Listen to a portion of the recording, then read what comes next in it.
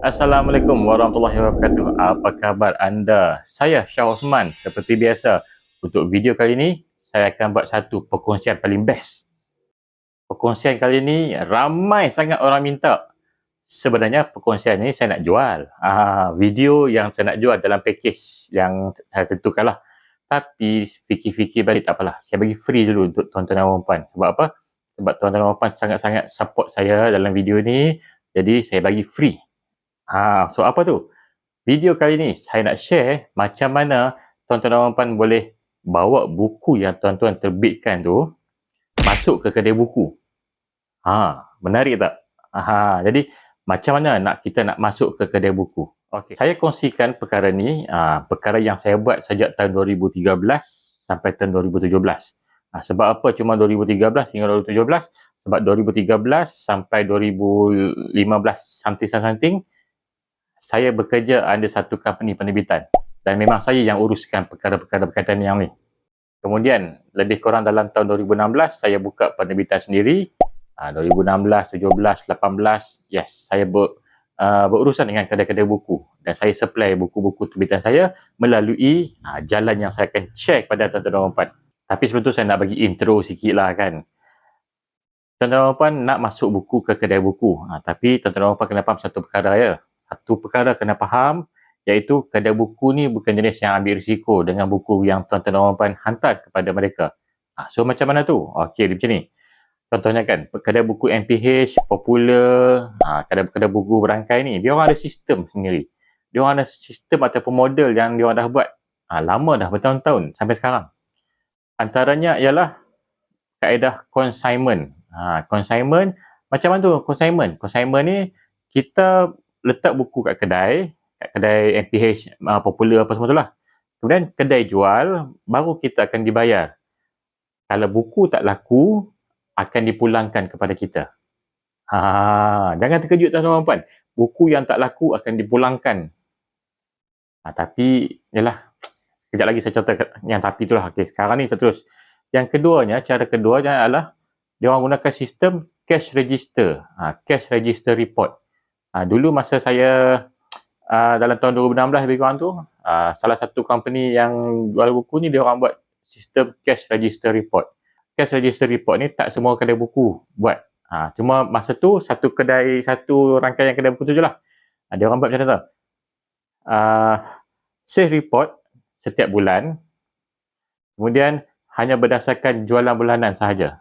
Kita dapat setiap bulan. Contoh macam Januari, kita akan dapat sales report berkemungkinan dalam bulan Februari ataupun bulan Mac.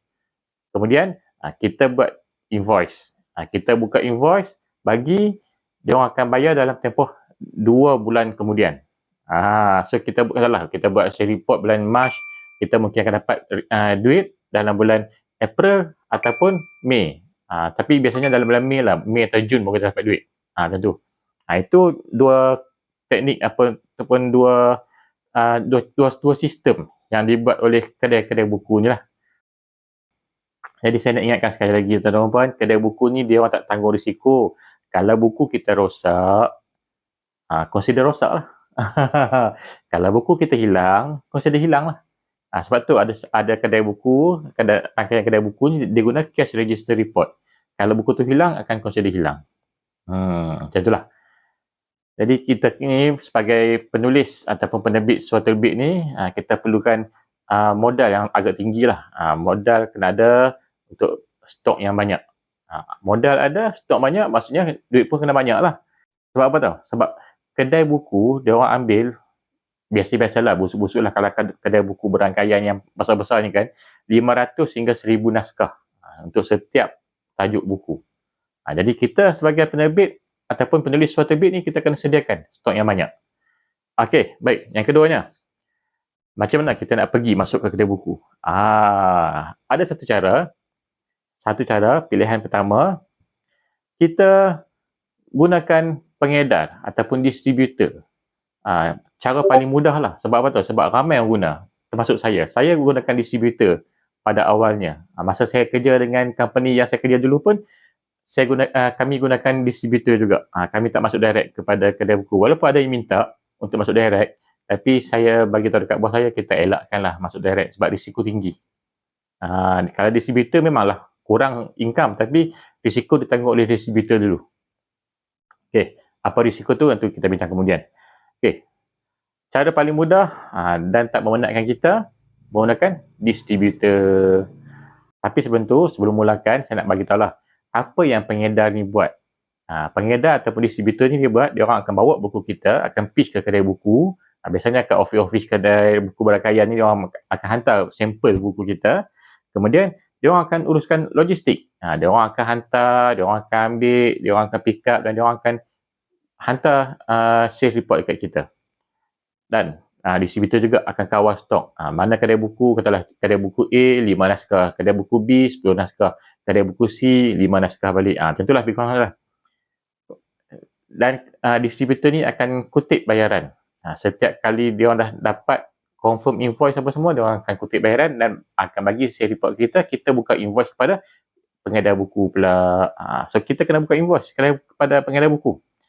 Jadi pengedar-pengedar buku yang ada kat Malaysia ni, ini yang saya pernah guna lah. Beberapa yang saya pernah guna. Crescent News. Crescent News office dia dekat Batu Cave Selangor.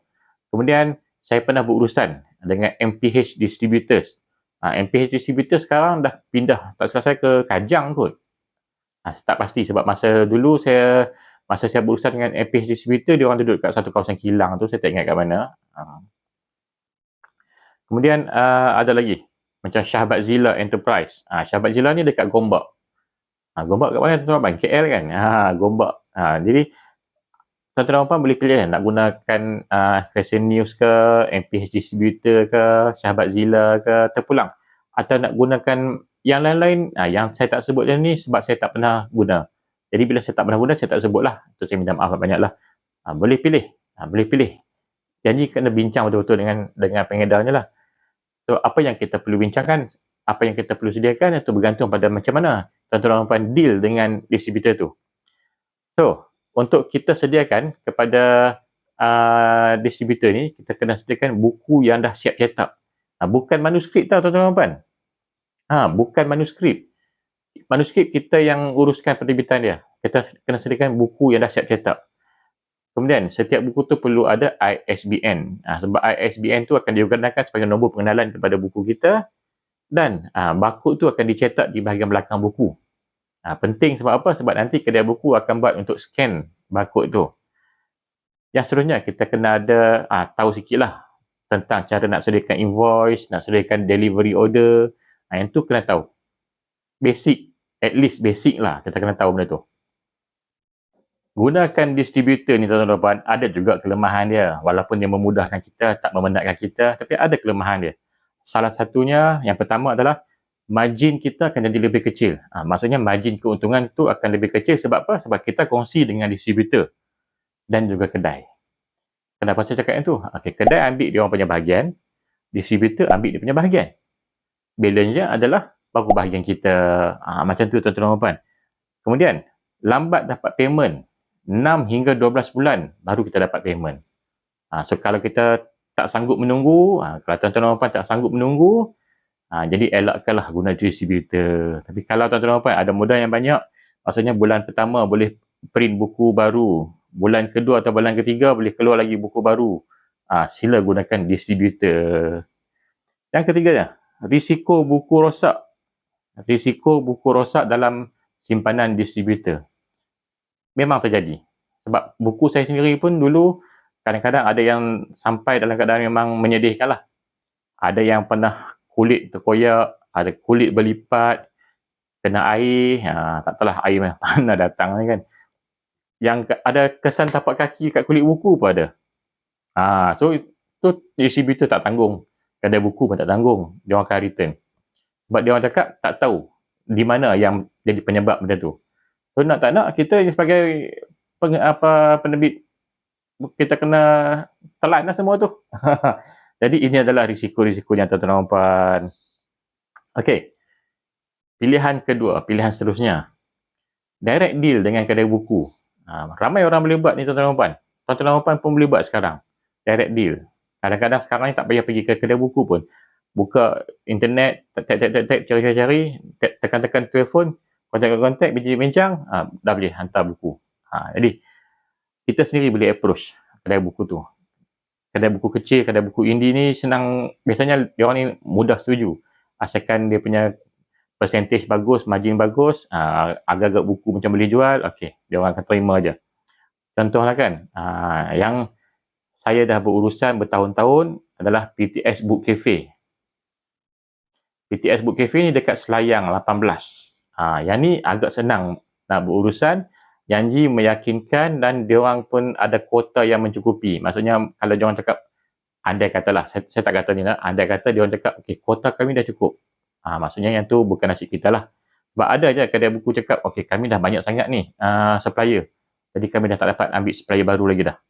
Sebab kedai-kedai buku ni, tuan-tuan dan puan, terutama kedai buku kecil ni kan, diorang ada bajet bulanan lah, kos sewa, kos macam-macam yang terlibat dekat kedai kecil tu. Jadi macam mana dia orang nak cover simpanan buku-buku yang baru masuk? Kita kena fikirkan juga, tuan-tuan dan puan. So, proses untuk kita nak berurusan dengan kedai-kedai buku independent, kedai-kedai buku kecil ni, kita pergi bawa proposal buku, bawa buku sampel. Bawa buku proposal buku, mungkin kita nak tulis dalam bentuk kertas kerja sikit lah, kita buat sikit maklumat di dalam kertas tu kan, kemudian bawa sampel buku fizikal yang dah siap cetak tu. Kemudian kita rundingkan, kita bincang margin dan juga kuantiti berapa yang diorang nak order. Itu teknik dia, cara kita berurusan dengan kedai-kedai buku indie ataupun kedai-kedai buku yang bebas-bebas lah, macam yang saya cakap tadi, macam contohnya macam PTS Book Cafe, ada pergi terus kat Selayang 18. Masuk ke kedai buku tu, cakap, okay, saya penulis buku Suaterbit dan saya menerbitkan buku dah 3 tajuk. Jadi saya nak cuba masukkan buku dalam ni. Boleh tak saya berbincang dengan person in charge dalam ni? Gunakan teknik contoh tuan-tuan.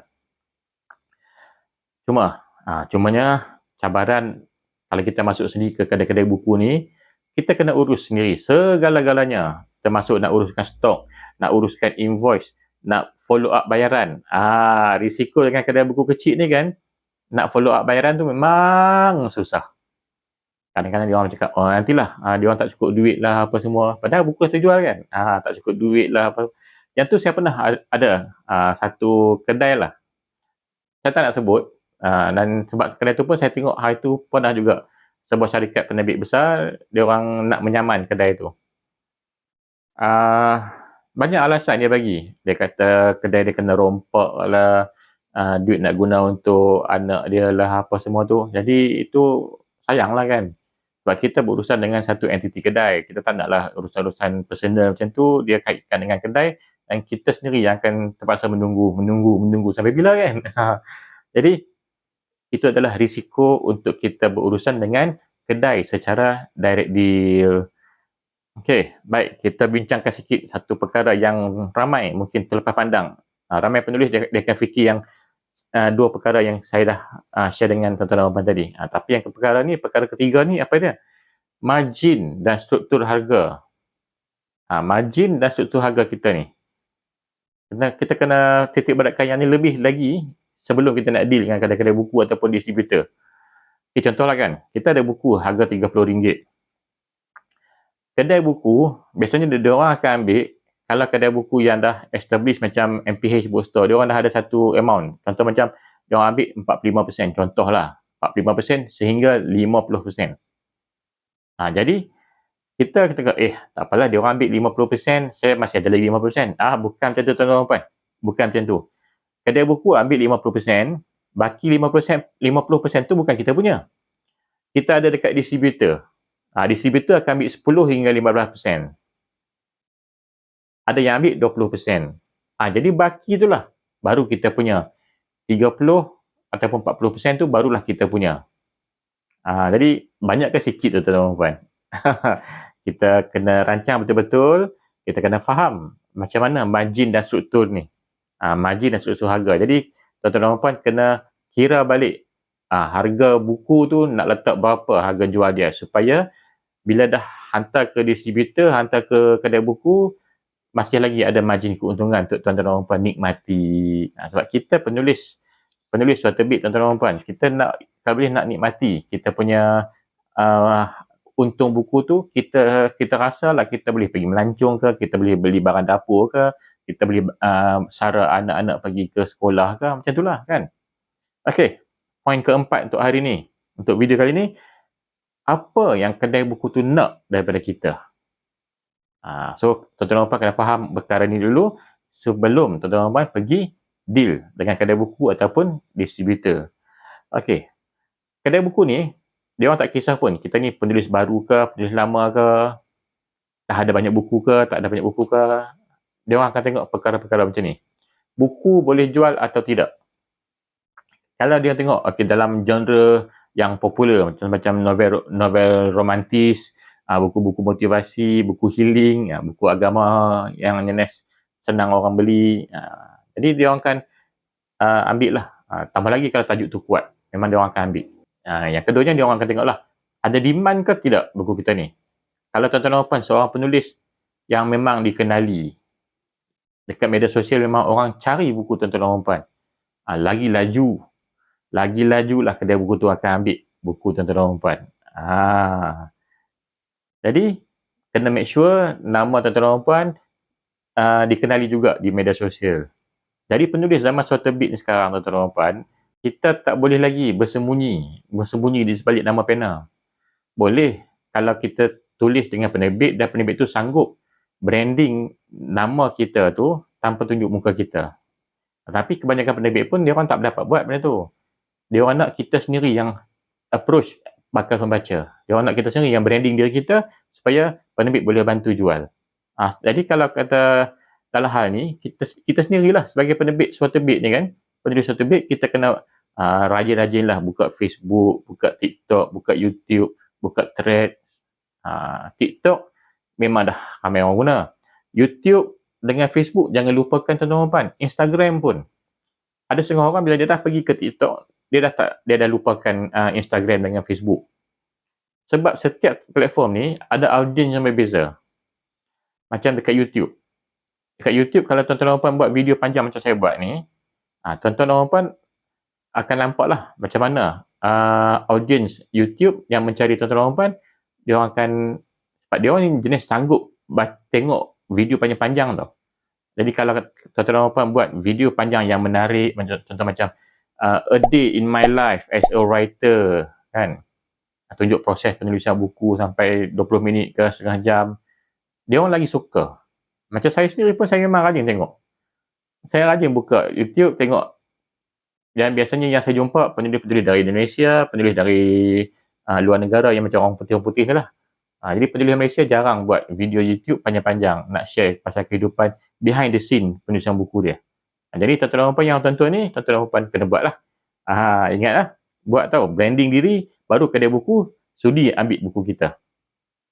Kemudian, yang poin ketiganya adalah dari segi packaging buku kita. Cover mesti cantik, cover mesti sama setanding ataupun lebih lagi daripada buku-buku yang diterbitkan oleh penerbit besar.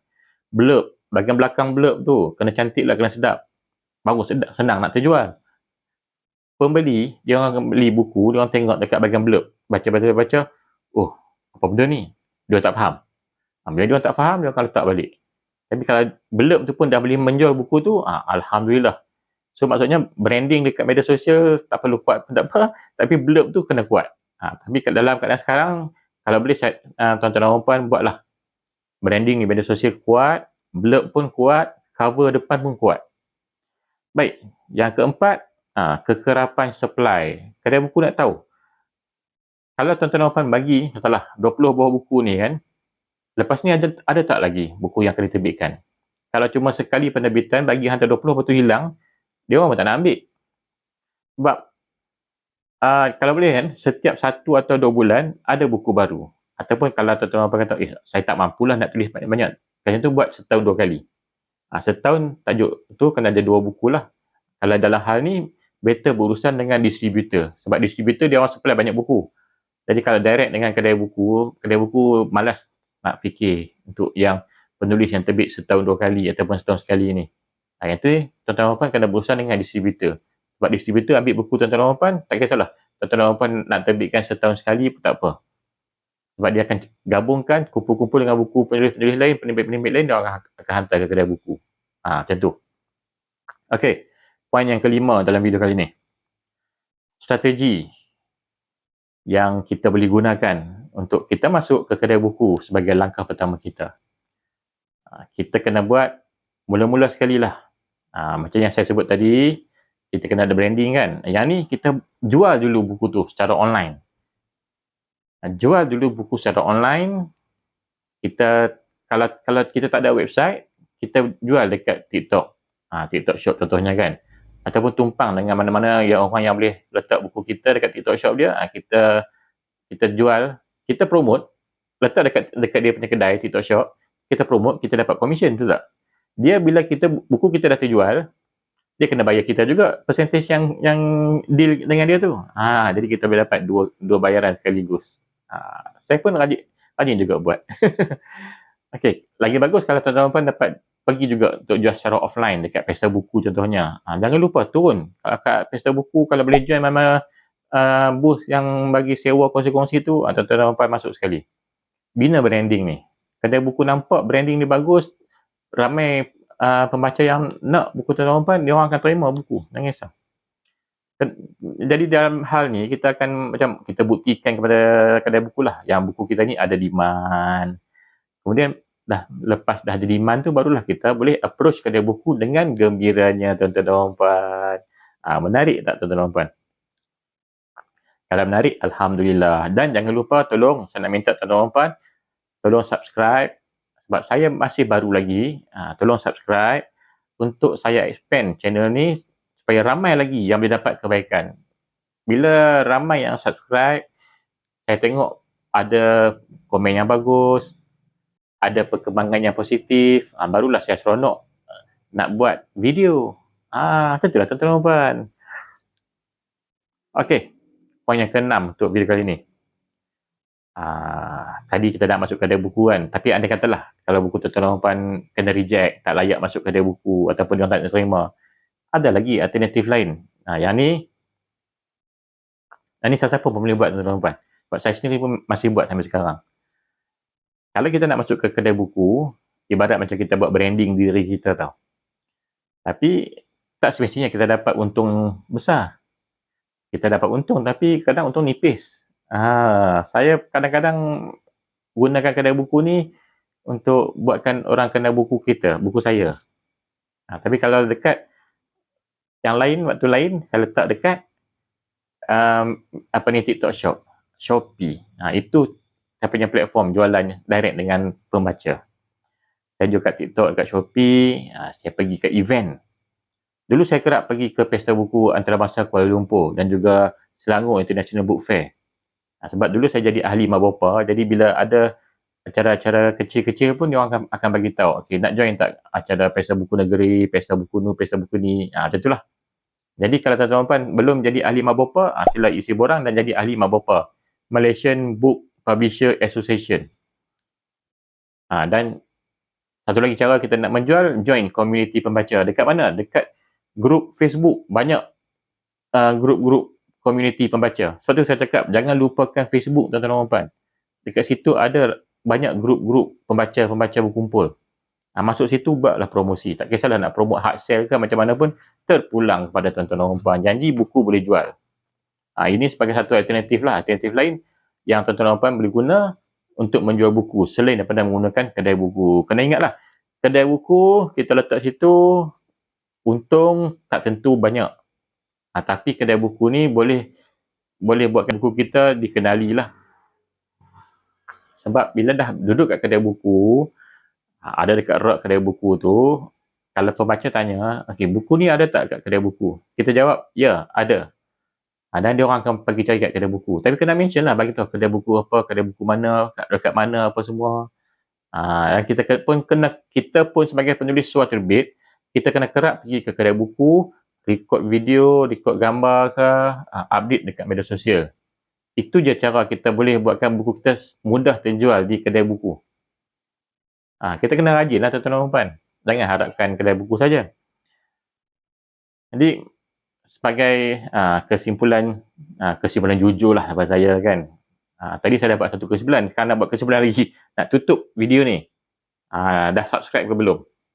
Kalau belum, tekan subscribe dulu.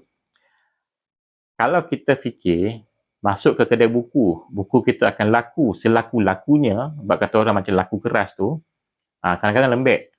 Kadang-kadang lembek tuan-tuan dan puan. Sebab kedai buku ni hanyalah salah satu channel kita nak menjual buku. Jualan tetap bergantung pada kita sendiri. Okey, itu sajalah kesimpulan saya untuk video kali ini. Dan saya berharap tuan-tuan dan puan dapat something daripada video saya. Boleh pilih, boleh fikir sekarang nak masuk kedai buku, nak hantar ke distributor mana, nak cetak berapa banyak buku. Tuan-tuan dan puan dah boleh decide lah. Boleh ambil kertas sekarang, tulis. Dan jangan lupa follow saya. Jangan lupa tengok video-video saya yang lain juga. Okey, bye. Assalamualaikum warahmatullahi wabarakatuh.